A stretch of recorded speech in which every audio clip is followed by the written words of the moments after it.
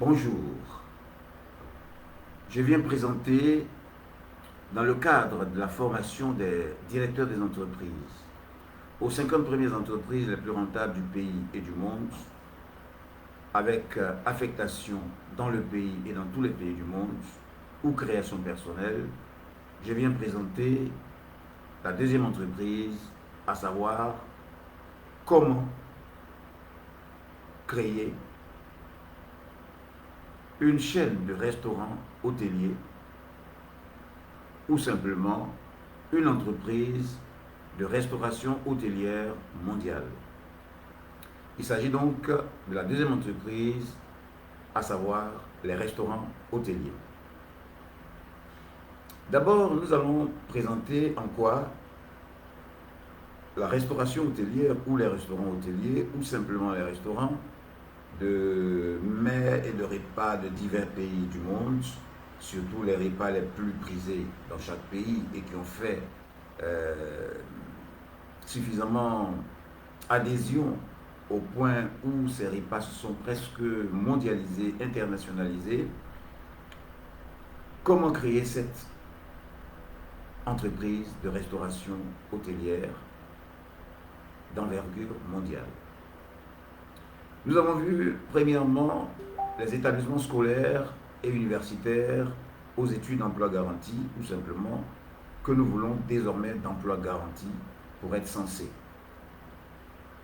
Et nous avons vu comment les réaliser dans chaque quartier du pays et du monde de façon rapide, facile, et bien sûr, nous avons lancé appel à tous ceux qui veulent être nos représentants dans chaque quartier du pays et du monde, tous ceux qui veulent aussi être représentants d'entreprise, représentants du moins directeurs d'entreprise, travailleurs ou collaborateurs extérieurs ou collaborateurs d'affaires.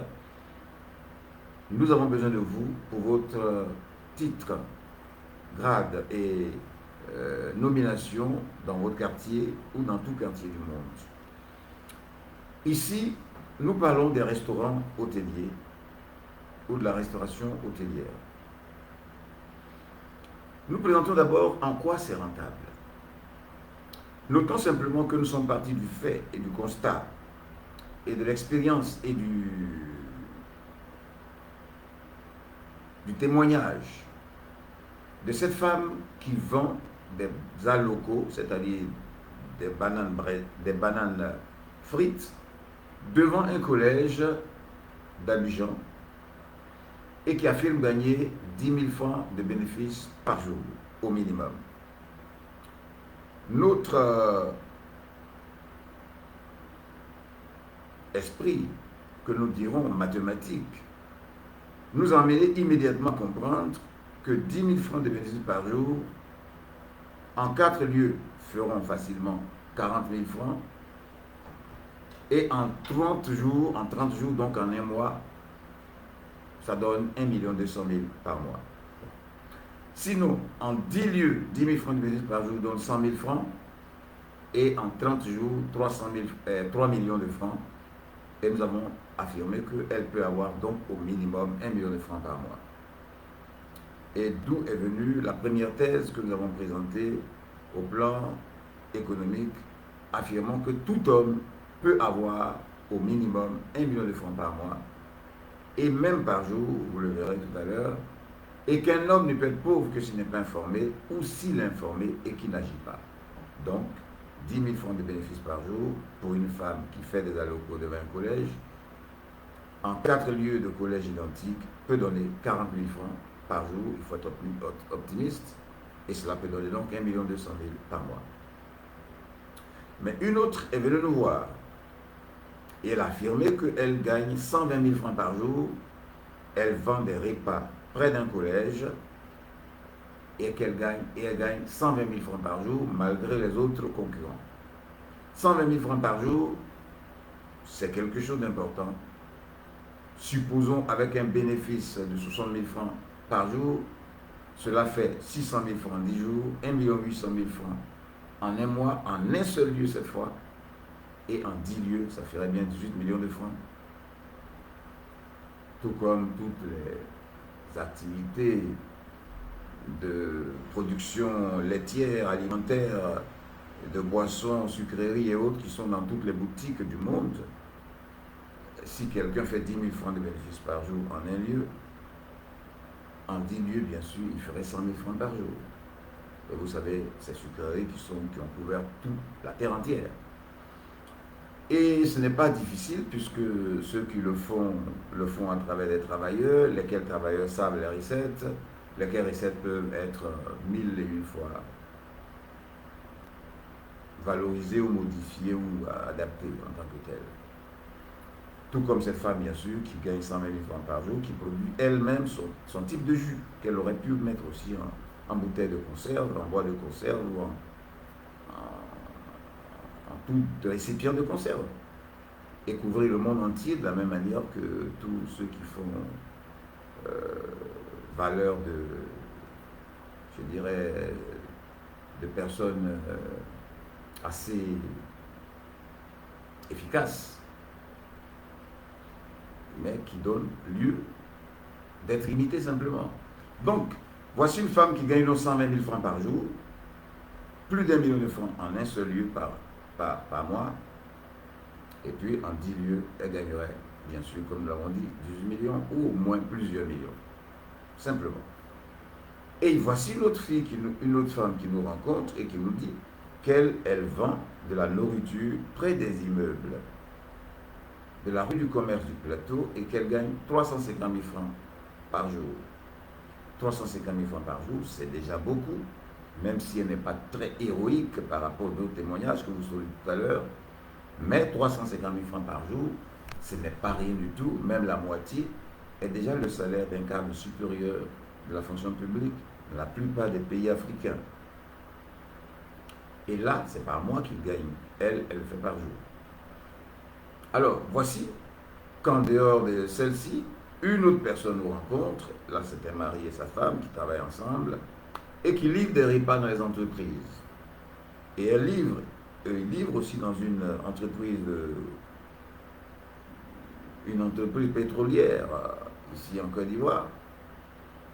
Pas pétrolière sur le bateau, mais pétrolière simplement administrative sur terre.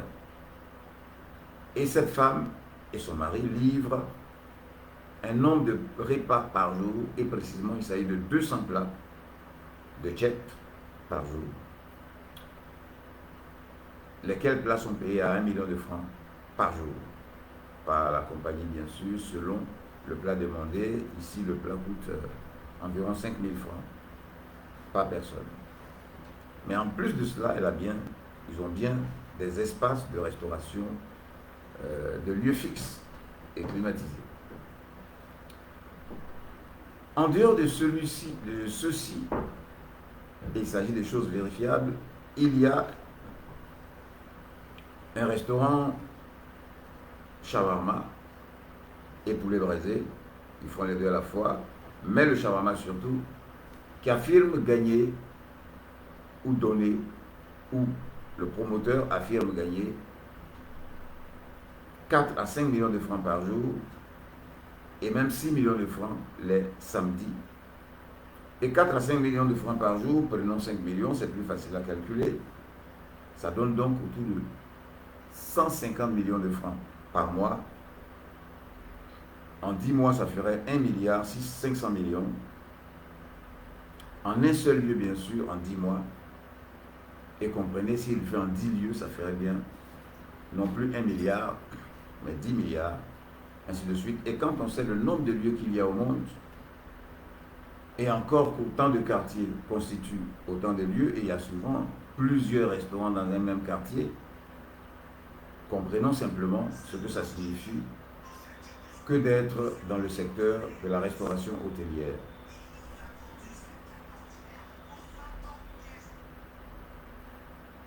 Donc voici déjà des éléments très importants qui fondent la rentabilité de ces choses. Il y a aussi cet homme qui fait des poulets braisés, qui déjà en ses premières années, à un moment donné, se trouvait à 300 poulets braisés par jour, vendus à 3 500 et 4 000 francs le poulet. Quand vous le calculez, c'est au moins plus d'1 million de francs par jour en un seul lieu, quand vous faites 300 poulets multiplié par 3500 francs au plus, le moins cher, ça vous fait déjà 1 million et quelques. Et en matière de restaurant, considère toujours que si tu as un brut de 2 millions, considère que tu as un bénéfice d'1 million. Si tu as un brut de 100 000, d'entrée de 100 000, considère que tu as un bénéfice de 50 000. C'est sur ça qu'on fait le calcul et qu'on tire le bénéfice aussi. Donc comprenez déjà ce que ça signifie. C'est le cas d'une femme qui, on pourrait dire, se débrouille, mais ça ressemble à une sorte de débrouillardise, sans l'être réellement. Elle vend donc des poissons braisés devant un bar, dans un quartier, et elle affirme vendre au moins 60 poissons par jour. C'est pas grand chose par rapport à d'autres que nous avons vus, mais 60 poissons par jour à 3 000 francs le poisson, ça donne 180 000 francs bruts. Il faut compter autour de 90 000 francs de bénéfices par jour. Toutes ces personnes sont là et nous pouvons mettre en contact avec elles et comprenez 90 000 francs de bénéfices par jour, en 10 lieux ferait 900 000, en 1000 lieux ferait davantage. D'où déjà les espaces d'école primaire, les espaces de lycée, et du moins les espaces des collèges, des lycées, des proximités de travailleurs, des entreprises en leur lieu de besoins alimentaires, des bords de route en matière de gastronomie et autres, et de lieux fixes. Tout ceci montre la rentabilité de cette deuxième entreprise dont nous parlons, les restaurants hôteliers, ou simplement la restauration hôtelière. Et comme notre style d'intelligence numérique, mathématique, est d'amener toute chose à être planétarisée, à être étendue au monde entier et par quartier du monde, pour raison d'abord de rentabilité suprême, optimale et autres, mais en même temps, ou raison en même temps de donner l'emploi à tout le monde. Comprenez déjà que si un restaurant du genre shawarma fait 4 à 5 millions de francs par jour, dans le lieu que nous avons vu, ce n'est pas le mieux, ce n'est pas le plus rentable des restaurants shawarma qui existent. On ne pourrait même pas le comparer à un restaurant de Paris, de New York, de Hambourg, de Tokyo et autres, car il s'agit bien d'un restaurant ici à Abidjan. Donc comprenez les autres ce que ça peut donner. Si donc, à partir de 5 millions de francs par jour, dans ce restaurant, si la chose est répandue dans chaque quartier du monde, et que nous calculons environ 1 million à 7 millions de quartiers dans le monde, comprenez déjà que ça donne, en termes de cuisiniers, 1 million d'offres d'emploi, 1 million à 7 millions de cuisiniers, ne serait-ce que le cuisinier principal. Si on a 7 millions de quartiers, ou 1 million de quartiers dans le monde entier, ou 1 à 7, il s'agit là de quartiers numériques, 1000 personnes pour un quartier, ou 7000 personnes pour un quartier, il faut concevoir ça comme ça. Donc ça fait 7 millions, 1 million à 7 millions d'emplois pour le cuisinier. Le comptable, ça va demander 1 million à 7 millions de comptables, parce qu'on peut mettre à la fois la cuisine et puis encaisser l'argent. Le vigile ou la sécurité, 1 million à 7 millions de personnes déjà aussi. Les serveurs, 1 million, le serveur, même s'il est seul, 1 million à 7 millions de serveurs. Le plongeur, 1 million. Écoutez, alors qu'il n'y a que 7 millions de personnes âgées de 18 ans et plus qui sont ivoiriens. Et parmi eux, il y a des travailleurs, et ils sont nombreux, ils peuvent atteindre au moins 3 millions, donc il n'y a que 4 millions d'Ivoiriens qui n'ont pas d'emploi ou qui ont besoin d'emploi. Mais quand une seule activité, même une sous-activité d'une activité, parce que la restauration hôtelière dont nous allons parler ne s'étend pas qu'au restaurant shawarma, il y a bien d'autres types de restaurants. Mais si ça déjà, ça peut embaucher 7 millions de travailleurs, c'est que tous les Ivoiriens sont déjà embauchés, et sa rentabilité du genre où on peut ajouter au shawarma d'autres repas africains, asiatiques et autres dans le même lieu, pour donner beaucoup plus d'adhésion à tout le monde, le problème d'emploi est résolu. Mais en même temps, ce restaurant qui fait 4 millions à 5 millions par jour peut payer déjà son homme, ou alors le manager doit savoir comment faire pour que ça paye facilement son homme. Parce que bien sûr, même un directeur pourrait être payé au minimum, au bas mot, à 1 million, 2 millions par mois. S'il fait 1 million, s'il fait 4 à 5 millions par jour, soyons un peu sérieux, en termes de 2 millions de francs environ de bénéfices. Voilà, bien sûr, les espaces ne sont pas les mêmes, mais il faut adapter à chaque espace ce qu'il faut pour l'adhésion de tous. Après avoir montré en quoi la restauration hôtelière est rentable, ou les restaurants hôteliers sont des plus rentables, ou parmi les plus rentables du monde, vous le constaterez dans tous les pays du monde, dans le secteur tertiaire de l'économie, que les banques, les restaurants, les hôtels, les écoles sont à la pointe avec les transports et font même plus d'entrées que les automobiles et autres, puisqu'aujourd'hui, quand vous étudiez l'économie d'un pays riche ou d'un pays développé, vous voyez que le secteur tertiaire, qui contient ces restaurants, hôtels, transports et autres, banques et autres, constitue presque les 60%. Et le domaine industriel constitue presque 20 à 30% maintenant. Donc c'est beaucoup plus. Les lieux de rentabilité et ces secteurs sont à la possibilité, ou du moins accessibles ou possibles à tout pays du monde. Parce que là, il ne s'agit pas de fabriquer des voitures, de fabriquer des avions et des bateaux. C'est juste vendre de la nourriture. C'est juste faire du transport. C'est juste prendre une villa ou un espace au bas d'un immeuble et en faire une banque. Donc le secteur tertiaire, si les pays sous-développés ou les pays africains n'en sont pas capables à l'échelle mondiale, mais ce n'est plus la peine pour eux. Oui, parce qu'on ne demande pas grand-chose pour créer ces choses-là. Voilà. Donc, après avoir montré cette rentabilité, et nous pourrons aller plus loin, et nous allons pousser les études un peu plus loin, selon le pays dans lequel nous serons très bientôt, aux États-Unis, en France, à Londres, à Tokyo et autres, comparer simplement les recettes d'un restaurant shawarma ou un restaurant hôtelier par jour de Tokyo ou de Pékin ou de Hambourg ou de Londres ou des États-Unis d'Amérique, rue Manhattan ou autre Beverly Hills, aux résultats que nous donnons actuellement. Mais nous vous donnons déjà l'occasion, comme nous l'avons dit à plusieurs personnes qui sont étudiantes aux États-Unis d'Amérique surtout, avec lesquels nous avons eu à donner des conseils précis, de parcourir les rues et de faire souvent des enquêtes en disant qu'ils ont un mémoire à faire, un rapport à faire, une thèse à soutenir.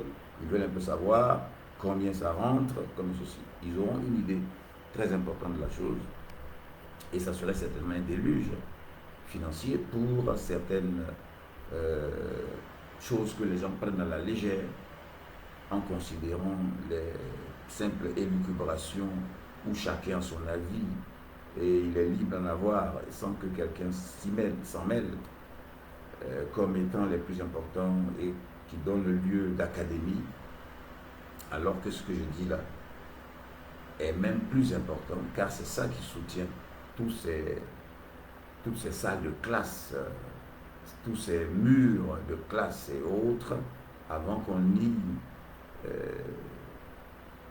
fasse prouesse linguale, linguistique, avec toutes ces formes je dirais, de narcissisme de type littéraire. Donc vous voyez que ces éléments sont aussi importants et doivent être installés au programme universitaire, scolaire, préscolaire et primaire et autres, et c'est à cela que tout le monde va accéder ou adhérer très bientôt. Alors, en matière de formation, nous avons toujours dit que nos formations des directeurs des entreprises, qui n'existent nulle part au monde, je vous le dis, puisque j'ai fait totalement le management des entreprises, qui est la direction des entreprises, qui est le management, qui est qui est en même temps l'administration des entreprises ou le business administration. J'en connais tout le programme Master 1, Master 2 et autres, et que je me donne aujourd'hui d'enseigner aux uns aux autres. Je persiste pour dire que nos enseignements ont une différence des plus importantes d'être en même temps des lieux où nous citons les secteurs rentables et où nous formons dans les secteurs rentables. Alors que vous savez que j'ai donné un résumé du management d'entreprise la dernière fois, qui n'est qu'un cours purement d'administration et un cours beaucoup théorique, où on ne cite jamais une activité, encore moins comment la diriger, comment la créer en tant que telle, et où on reste seulement dans le général et même dans le vague. Donc s'ils veulent, on pourrait ajouter à ceux qui veulent former au master ou à l'année doctorale en management d'entreprise, nos cours, parce qu'on nous a toujours sollicité à proposer un programme scolaire et universitaire dans tous les établissements des pays où on nous entend d'une façon ou d'une autre. Parce que notre démarche est vraiment différente des cours d'entrepreneuriat et des cours de management d'entreprise, de direction d'entreprise, programme américain que moi j'ai fait et qui est répandu dans le monde entier. C'est le seul programme d'ailleurs. Donc, vous pouvez vous renvoyer un peu au cours sur les établissements scolaires et universitaires et vous verrez le cours, le résumé des masters d'entreprise jusqu'à l'année doctorale que j'ai donné simplement et personne ne peut le contredire. En 1 heure, on peut résumer tout le programme. Donc, nous allons maintenant présenter ceci, puisque nous avons dit, si vous étudiez l'entrepreneuriat, ou vous faites votre master en entreprise, et que, puisqu'on ne vous forme dans aucune entreprise, et que vous allez faire vos études du marché, et que vous allez remarquer que c'est la restauration qui marche, qui va vous apprendre la restauration? Rien. Vous avez seulement fait une étude du marché pour savoir que les restaurants marchent, l'école marche. Or, ce qu'il faut, ce n'est pas seulement de savoir qu'est-ce qui marche et comment il faut le diriger en termes de conception, programmation, direction et contrôle, en matière de management opérationnel ou en termes de spécialisation, diversification en management stratégique ou en termes des différents types de management, à savoir autocratique, démocratique, paternaliste, tayloriste. Ça ne vous empêche, ça ne vous donne pas forcément à savoir comment réussir un restaurant hôtelier. Voilà. Donc, ici, la partie que nous vous présentons est très importante. Elle est pratique, elle est en même temps à exécuter sur le terrain. C'est-à-dire, si nous donnons un cours aujourd'hui et que vous adhérez pour être immédiatement notre représentant, en termes de représentants d'entreprise, directeurs d'entreprise, travailleurs ou autres, immédiatement ou immédiatement au travail, c'est-à-dire dans les actes d'installation de l'entreprise ou de création de l'entreprise en moins d'une semaine dans votre quartier ou dans le quartier où vous serez affecté ou vous voulez être affecté, et puis vous passez à la publicité et vous passez aux différentes phases que nous allons dire tout à l'heure. Donc, premièrement, il s'agit des locaux. En matière de restaurant, vous voulez créer un restaurant hôtelier, c'est-à-dire un restaurant de nourriture, une restauration portant sur la nourriture, à donner à un nombre de personnes dont vous ne savez pas les goûts en tant que tels, ni les origines. Premièrement, en dehors de toutes les définitions et toutes les explications, nous avons dit, premièrement, ce que vous allez faire immédiatement, c'est d'abord de savoir quels sont les locaux. Et nous, dans toutes les entreprises, dans toute entreprise, nos formations à toute entreprise qui soit, contient toujours la partie comment créer toute chose à partir de rien. En même temps, comment créer toute chose qui existe et comment en avoir les moyens de façon sûre. Voilà, comment en avoir les moyens de façon sûre. Et puis, cela contient donc toujours des éléments virtuels d'existence de la chose, en même temps que les éléments matériels, infrastructurels et autres. Donc, premièrement, vous nous avez tout à l'heure entendu, les locaux. Le premier espace qu'il faut viser dès que vous voulez créer un restaurant ne veut pas forcément dire bâtiment que vous avez acheté ou loué dans un lieu donné, encore qu'il ne faut pas le mettre dans n'importe quel lieu. Il y a des espaces habilités pour ça. Premièrement, vous pensez aux écoles, puisque on vous a dit, une vendeuse de repas devant un collège affirme gagner 120 000. Une vendeuse de simple aloco banane frite dit elle gagne 10 000 par jour. L'autre gagne 120 000 par jour. L'école, surtout le collège, le lycée et les autres, sont donc déjà un marché, un lieu de marché et un marché. Et il faut déjà penser à toutes les écoles du monde entier.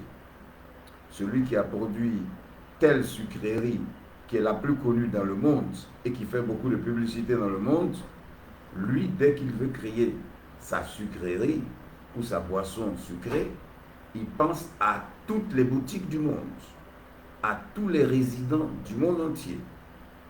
Et il fait partie, sa poudre de sucrerie dans tous les pays du monde. Il n'y a que 226 pays. Et puis on chauffe l'eau qu'il faut chauffer, on met en bouteille, et puis paf, et dans tout le pays. Et dans tous les pays en même temps, asiatiques, africains, européens, etc. Donc, il faut déjà penser à toutes les écoles du monde. Et on vous a dit aussi qu'une autre femme, elle vend de la nourriture près des immeubles des travailleurs du plateau rue du commerce. Donc, il faut penser en même temps aussi à tous les lieux professionnels. Donc, tous les lieux scolaires sont des locaux. Ce n'est pas des locaux personnels, ce n'est pas que tu as créé ou acheté ou construit. Mais en matière de restaurant, ce sont des locaux. C'est-à-dire les locaux, même de tes clients, sont tes locaux en matière d'affaires. Voilà. Donc, les écoles sont citées, les lieux professionnels et précisément de fonctionnaires ou de travailleurs ou autres sont cités, la proximité, y compris dans les bureaux, parce que vous avez aussi entendu que quelqu'un est livreur de repas dans les bureaux. J'en avais parlé un peu plus haut. Remontez toujours un peu plus haut selon la chronologie de nos publications et vous verrez que cet homme qui distribue des repas dans les bureaux et qui en nourrit aussi des hommes au bas des immeubles, de ces grands immeubles du plateau, affirme gagner plus de 1 million de francs par jour. 1 million de francs par jour, il ne faut pas le trouver trop énorme.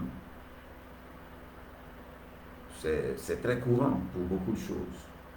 Et dans plusieurs secteurs, pourvu que la publicité soit très forte et qu'elle soit très attractive, car nous en avons fait même l'expérience quand nous n'avions même pas encore 30 ans.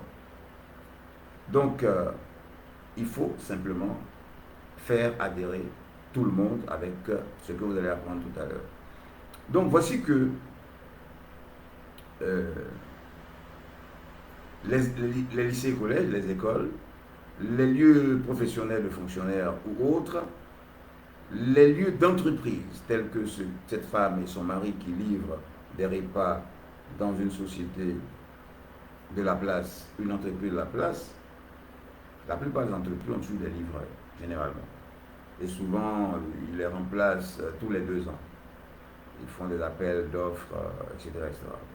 Mais ce qui est sûr, du moins, elle les remplace presque tous les 2 ans. Mais, généralement aussi, quand c'est bien, elle s'accroche à ça. Parce que, plus que jamais, ça permet aux gens de ne pas trop se disperser. Donc, vous avez aussi vu, donc, les écoles, les lieux professionnels, les entreprises comme abonnés totalement et même en contrat d'affaires, et puis bien sûr, vous avez vu le cas de ce restaurant shawarma sur place, c'est-à-dire en matière de d'espace loué. Et puis cet homme, ce n'est même pas un grand espace, il n'a même pas construit. C'est comme un magasin, un simple magasin qu'il a pris, il a ajouté juste un préau devant. Mais ces repas sont de qualité et c'est en lieu de grande circulation. Alors, il se tape 4 à 5 millions de francs par jour. Donc, et ça c'est à partir de plusieurs témoignages vérifiés de tous les travailleurs des lieux avec 900 shawarma minimum par jour, sans compter les poulets braisés, poulets rôtis et autres en tant que tel. Donc, voyez-vous, les locaux sont donc les écoles, les lieux professionnels, les entreprises, les espaces gastronomiques, tels que ce monsieur qui vend poulet braisé en espace presque libre, mais qu'on appelle l'espace gastronomique, et qui fait 300 poulets par jour, poulets braisés par jour, et qui fait plus d'1 million en un seul lieu, et qui se trouve dans près de 4 à 5 lieux depuis longtemps. Tous ces espaces de restauration que vous verrez dans les rues et partout ailleurs vous donneront les différentes modalités, types et des différents types de restaurants et en même temps les différents espaces ou locaux de restaurants. Mais comme nous avons notre souci d'emmener tout le monde à l'entreprise et de faire en sorte que tout le monde se lance dans l'affaire, nous faisons en sorte que la partie création à partir de rien, qui est le moyen de résurrection, de rédemption de toute personne, même qui n'a pas grand-chose, et même des personnes qui ont beaucoup d'argent, mais pour ne pas les perdre inutilement dans des choses coûteuses, regrettables, selon que la plupart du temps prennent crédit ou demandent l'argent à autrui, et quand ça échoue, vos relations se cassent, ou alors plus jamais vous n'avez le crédit, et souvent vous devenez plus pauvre qu'avant, puisque désormais vous êtes endetté, alors qu'avant vous n'étiez que simplement pauvre. Donc, vous pouvez avoir beaucoup d'argent, mais vous pouvez voir notre méthode d'évolution dans toute entreprise si vous voulez vraiment être intelligent, parce que ça serait aussi un piège de vous faire financer par une banque, de vous faire financer par des personnes qui vous financent en vous embrassant, bien sûr, mais qui vous posent, qui vous poursuivent à la police économique comme abus de confiance, escroquerie, parce que vous n'avez pas respecté le délai de restitution. Et là, c'est chaotique, vous devenez totalement leur otage. Alors, comment créer à partir de rien? C'est pour ça que nous avons dit, commencez toujours par le virtuel avant de monter au matériel pur. Quand vous vendez de la nourriture dans les bureaux, vous n'avez pas de grande dépense à faire. Quand vous vendez de la nourriture dans un établissement, ce n'est pas vous qui avez loué le local chez vous. Et en plus, vous êtes directement en contact avec les personnes, les consommateurs. Souvent, vous coupez la route même à ceux qui les attendent ailleurs. Parce que je ne vois pas quel fonctionnaire ou travailleur qui irait dans un restaurant d'à côté si vous leur apportez leur plat directement dans leur bureau et que vous faites les mêmes repas. Ça va de soi. Donc, je travaille à la fonction publique, je sais de quoi il s'agit. Je ne peux pas quitter un bureau climatisé pour aller m'asseoir sur une chaise et puis manger dans les cuillères communes ou dans les choses, sauf si on ne m'a pas apporté mon repas. Voilà. Donc, tous ces éléments permettent à chacun de nous et à chaque homme de se dire, je n'ai pas le droit de me suicider. Je n'ai pas le droit non plus d'être paresseux. Je n'ai pas le droit de douter, puisque le doute fait partie des choses aberrantes dans le monde. Et puis la sous-estimation, l'incrédulité, la remise en cause de toutes choses qui existent pourtant en tant que telles et dont on devient souvent client à merci et à vie. Donc voilà, les locaux, je les ai un peu survolés parce que nous sommes en grande introduction générale, parce que en même temps nous sommes en formation de tous les directeurs d'entreprise, parce que la différence entre la formation du directeur de l'entreprise ou des entreprises, des 50 entreprises, et la formation des travailleurs. Quand on forme un directeur d'entreprise, c'est ce que je suis en train de faire. Mais dans la formation la plus concrète, la plus parfaite et la plus décisive et pratique. Mais quand on forme un travailleur, là c'est autre chose. On forme un cuisinier, on forme un plongeur, on forme je dirais, tous ceux qui travaillent dans un restaurant. Et ça, ce n'est pas une formation de type chercher des locaux, faire la publicité, savoir comment fonctionne l'activité, faire la comptabilité. Non. Eux, ils sont cuisiniers, on forme à la sauce graine ou à la sauce tomate. Ce n'est pas ici qu'on va les former. On les forme en atelier, on les forme sur le terrain, on les forme en cuisine, on les forme là.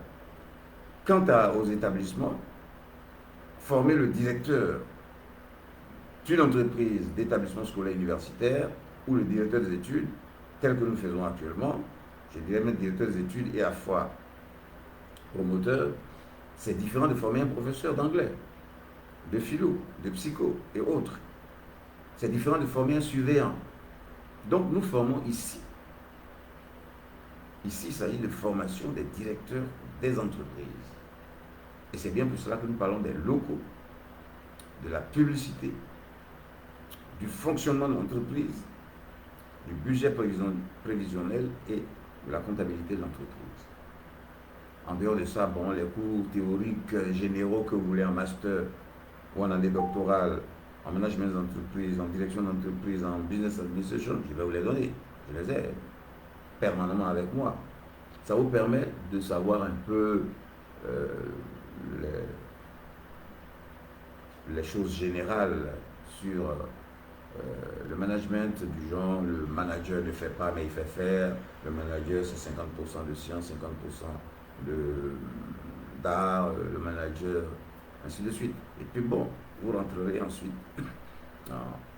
en droit des affaires, en contrôle qualité, et puis en direction des ressources humaines, qui sont les branches rattachées au management d'entreprise, qui a deux grandes fonctions, c'est-à-dire le management opérationnel et le management stratégique.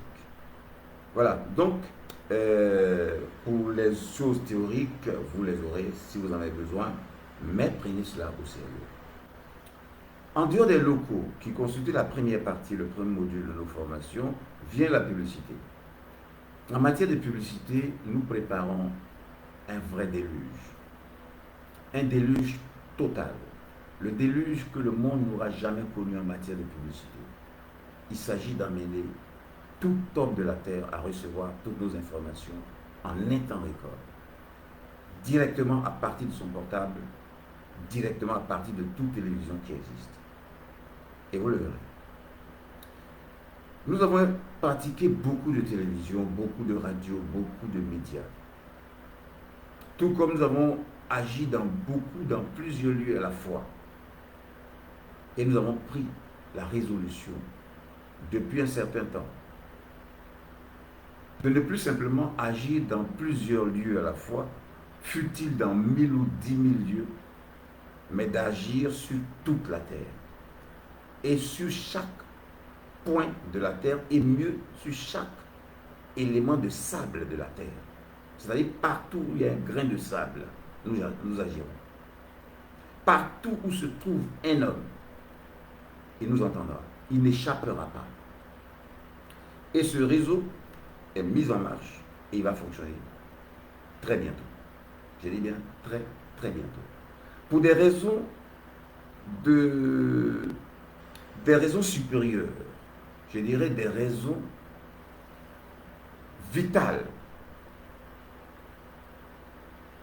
que vous saurez, mais en même temps, pour les raisons de formation de tout homme à l'intelligence économique parfaite, et en même temps à l'acquisition des moyens d'existence, et en même temps à l'enrôlement par recrutement et affectation de tout le monde sur un chantier de travail, montrant qu'il y a plus de travail que d'hommes, mais tout homme doit être formé et acquérir une efficacité. Et c'est alors que nous expliquerons nos publicités par ça. Ça va porter sur les radios, les télévisions, presque toutes sans exception. Internet, d'une façon plus totale et totalitaire, le boosting, le boostage et autres, ça sera peu de choses par rapport à ce que nous prévoyons. Les SMS seront sur toute la terre pour tout habitant du monde sans échapper à une seule personne. Et en même temps, l'installation de toute chose sera là où la personne se trouve. En tant que chaque personne étant représentant au moins d'une chose qui existe, ou alors consommateur de la chose s'il ne peut pas être représentant. C'est évident, ça n'échappera pas et personne n'y échappera. Donc, c'était pour définir un peu ce que c'est la publicité. La publicité, c'est d'abord une intelligence très dynamique, très stratégiste, de communication d'une chose pour qu'elle donne, efface attraction, efface motivation, efface adhésion, efface, je dirais, obligation de voir ou simplement d'expérimenter. Ce n'est pas de simples informations, ce sont des informations urgentes, visant l'adhésion immédiate. Mais la publicité n'est pas que ça. Elle est ça dans son contenu de la chose présentée. Mais elle est aussi la qualité de la chose. Et en matière de qualité, nous avons décidé de vérifier tout ce qui existe et de ne choisir que ce qui est meilleur dans tout ce qui existe. Et chaque fois que nous rencontrerons quelque chose de meilleur, nous remplacerons ce qui était là par ce qui est meilleur. S'il y avait un repas qu'on appelle du tchèp, qui s'avère être le meilleur des 100 ou 50 ou 200 repas que nous commanderons à concurrence, ce repas qui est meilleur sera mis à la disposition de tout le monde. Quand il y aura un meilleur, c'est le meilleur qui détrônera l'autre. C'est valable pour les voitures, c'est valable pour les costumes, c'est valable pour tout ce qui viendra très bientôt. Donc la publicité, c'est aussi la qualité, en dehors de la manière de présenter, c'est aussi la proximité. Il ne s'agira plus d'aller faire des pas pour trouver une banque. La banque sera tout près de toi. À chaque école de tout lieu, il y aura une banque. C'est un exemple que je vous dis. Le couturier ne sera pas quelqu'un à trouver à distance. Ça sera quelqu'un qui est déjà chez toi. Ou tout près de toi. Sinon même toi-même. Sans coudre, bien sûr. Mais en faisant coudre. Donc, d'une façon ou d'une autre, la publicité vise quoi?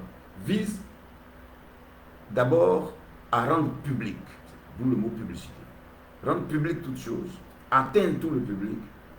Et je crois que le monde a trop tardé en matière d'atteindre tout le monde.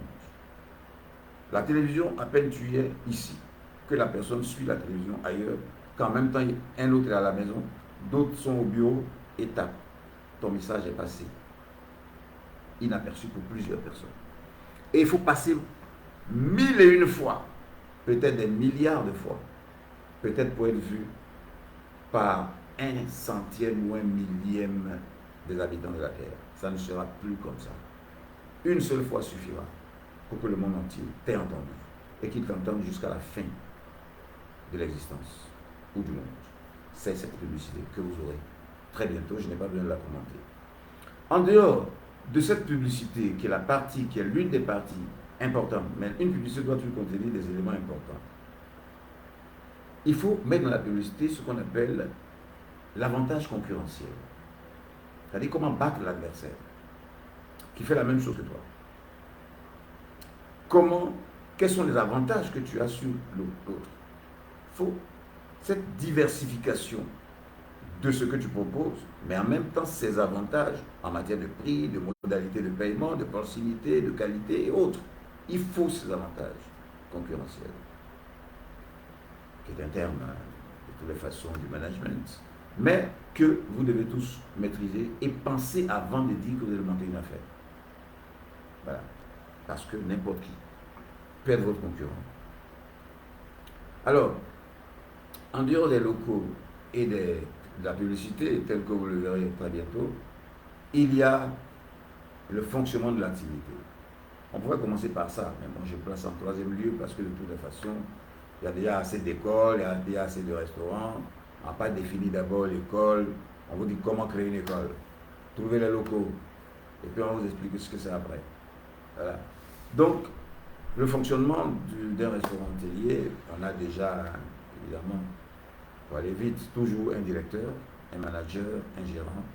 Ouais, c'est lui qui va coordonner tout ce qui travaille, c'est lui qui va faire. Donc ensuite, un cuisinier au moins, mais un cuisinier de formation, pas seulement scolaire, universitaire ou de diplôme, mais un cuisinier qu'on forme en plus aux repas les repas de qualité les plus demandés de l'espace ou du pays ou de la région, ainsi de suite. Et en même temps, lequel cuisinier est capable de passer d'un repas à un autre selon les commandes et selon les besoins des uns et des autres. Le tout n'est pas d'avoir des diplômes, mais il faut être un homme du terrain.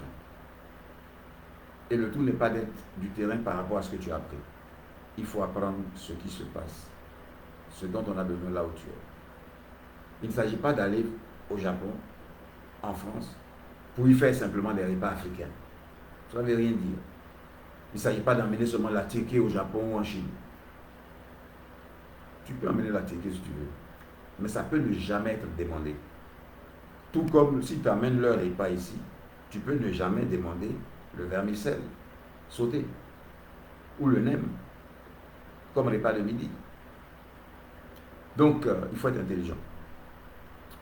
Il faut faire tout ce qu'ils aiment d'abord et qu'il y a des choses.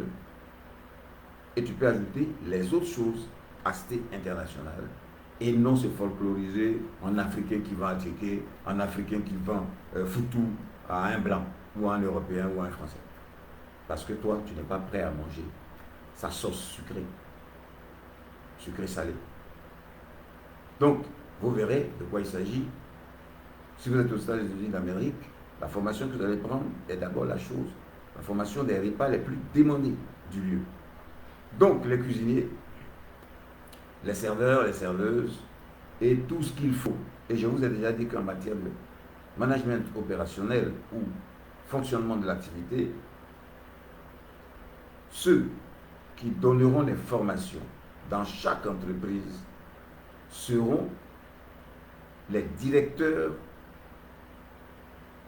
des entreprises existantes déjà. Voilà.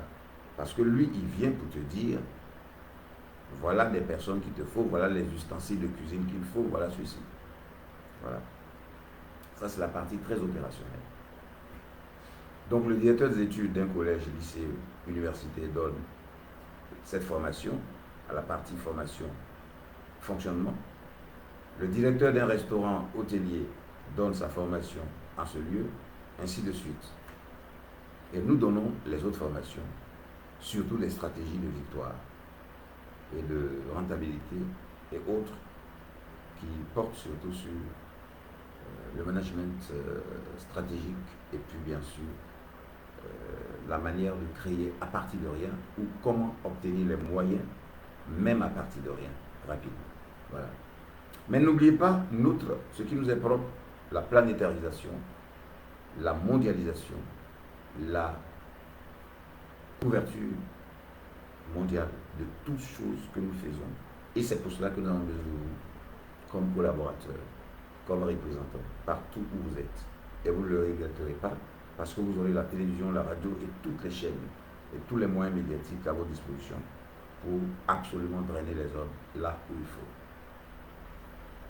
Et puis la comptabilité, la quatrième partie, combien il faut au minimum pour un restaurant. Vous allez voir que si vous avez besoin de louer un bâtiment ou construire un bâtiment, ça va vous demander plus de devis. Si vous voulez commencer dans les bureaux ou dans les entreprises en matière d'envoi de repas en gros, ou dans les collèges ou dans les lycées ou dans les lieux gastronomiques ou dans des espaces moins coûteux, vous verrez bien que le devis variera selon le lieu où vous êtes. Mais ce qui est sûr, il faut toujours un budget prévisionnel, un budget minimum selon ce qu'on a choisi de faire, ou le lieu en tant que tel. Ensuite, les autres budgets. Donc, à chaque lieu de l'entreprise correspondra un budget donné. Et c'est ce que nous allons voir. Tant en matière de la cuisine, qu'en matière du service, qu'en matière de la distribution, du transport et autres. Nous voulons nous arrêter là comme introduction générale, pour dire simplement que la création d'un restaurant hôtelier, surtout d'une chaîne de restaurants hôteliers et de la restauration hôtelière mondiale, tient au fait que lorsqu'une chose est présentée comme rentable dans un lieu donné, alors sa rentabilité et ce lieu de sa rentabilité font absolument école et deviennent des éléments à appliquer dans le monde entier. Il ne faut pas regarder seulement les dentifrices qui sont dans le monde entier, la marque dentifrice qui se trouve dans le monde entier, la marque de la sucrerie qui se trouve dans le monde entier, sans vouloir que ce que tu fais soit dans le monde entier, puisque ces dentifrices et ces sucreries appartiennent à des individus.